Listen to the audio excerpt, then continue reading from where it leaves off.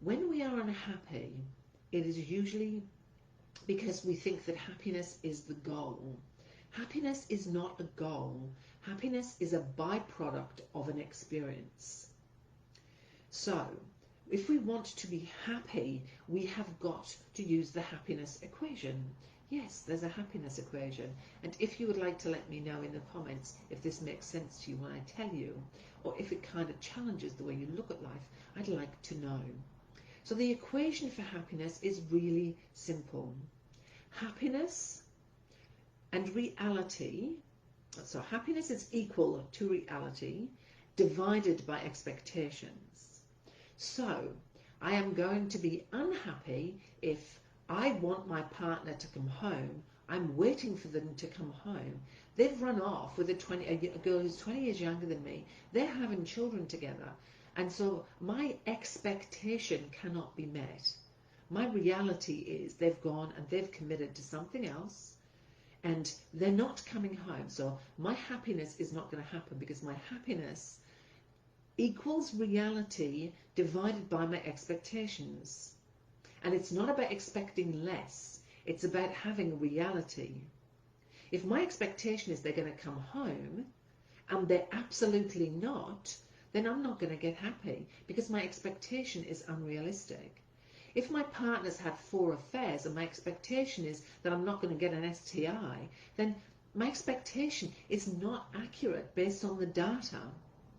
Thank you so much, Rose. Rose is from my membership. She's a darling. You'll notice she's putting hashtags in and she's making comments in here to kind of reaffirm to you things. She does that in our coaching course. Thank you, Rosie. I appreciate that, my darling. So it's not about having low expectations. It's having reality. Because if my reality is they've cheated twice, they're probably going to cheat again. If I have the expectation they're going to cheat, you can bet that my reality and my expectation are in alignment. I'm less likely to feel unhappy. It's not good, but it is real. So please understand that happiness equals reality divided by expectation. If your reality, if what is happening in front of you is very different from what you expect, you're going to be unhappy. I'm sorry, but that is the truth. Not even my truth, but the truth. We need to really think about what our expectations are for ourselves, for our relationships, for our kids, because they can really be our undoing. When we decide how things should be, we can land in a whole heap of trouble.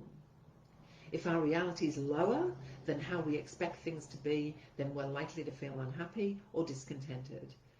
It's therefore really important that our reality needs to be equal to and balanced to our expectations if we want to be happy and contented.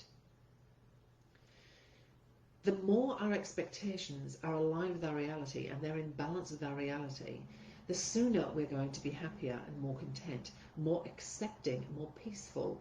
That's really important. People say, well, how do I accept, Debbie? Well, get your reality aligned with your expectations.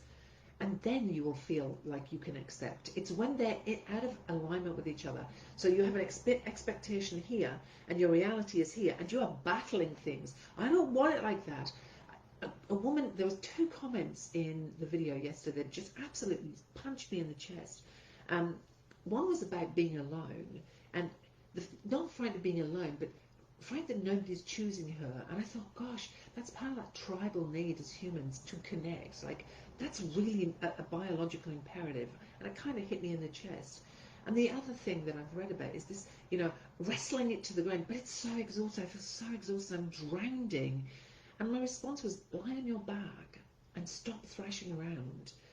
And that's what we do when we are not in alignment with expectation and reality, when we're not in a space of acceptance of what is. We are wrestling truth. And we're not accepting truth. I don't care. I want them back. I don't care that they're having an affair. I don't care that they've moved on. I don't care that, I don't care. I want them back. I want them back.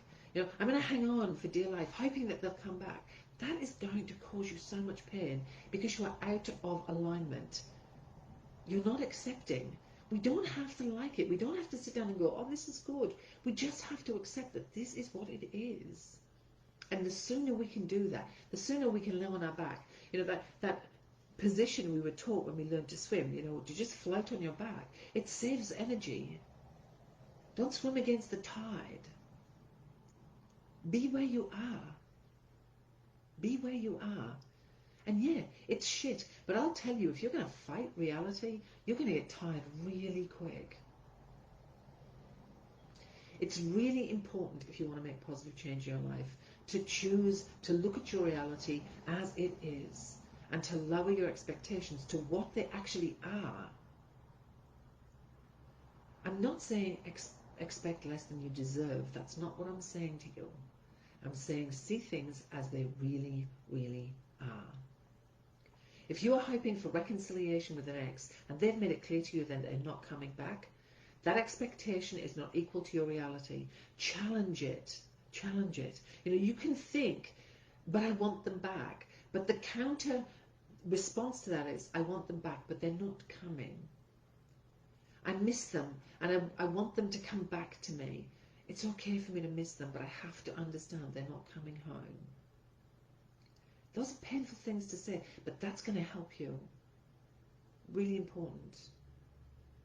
Really, really, really important.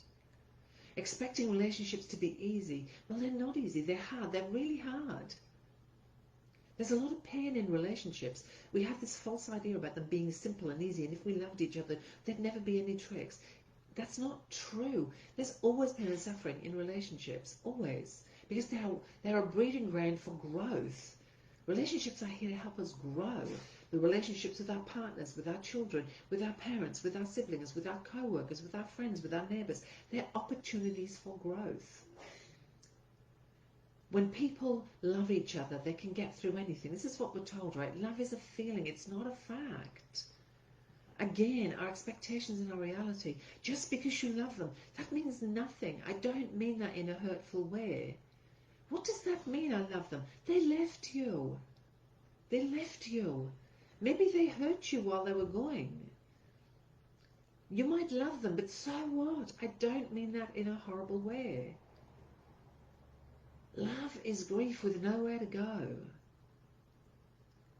You know, when we say, but I love them, think about that. Yeah, but they've bloody cheated on you. They don't deserve your love. They walked out the door and they won't talk to you. They don't deserve your love. They lied to you. They don't deserve your love.